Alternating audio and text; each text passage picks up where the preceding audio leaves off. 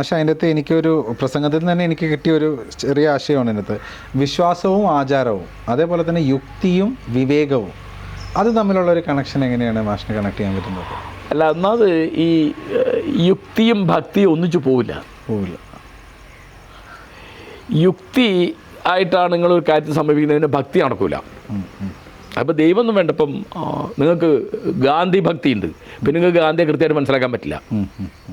ഗാന്ധി നമ്മളെപ്പോലെ ഒരു മനുഷ്യനാണ്, എനിക്ക് വളരെ ബഹുമാനമുള്ള വ്യക്തിയാണ്. തെറ്റുപറ്റും, അബദ്ധം വരും, ആലോചനക്കുറവ് വരും. പിന്നെ അദ്ദേഹം ചെയ്ത ഒരു ശരി 50 കൊല്ലമോ 100 കൊല്ലമോ കഴിയുമ്പോൾ തെറ്റായിട്ട് മാറും അല്ലെങ്കിൽ മാറ്റും. അല്ല, കാലം അങ്ങനെ മാറും, കാലം കൊണ്ട് മാറും.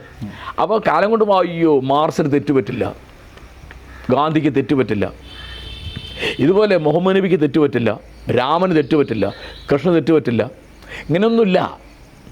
ഈ പറയുന്ന ആളിലൊക്കെ മനുഷ്യന്മാരാണെങ്കിൽ തെറ്റുപറ്റും. അല്ല, അവരുടെ പണികളിലൊക്കെ പല തരത്തിലുള്ള പരിമിതികളുണ്ടാവും.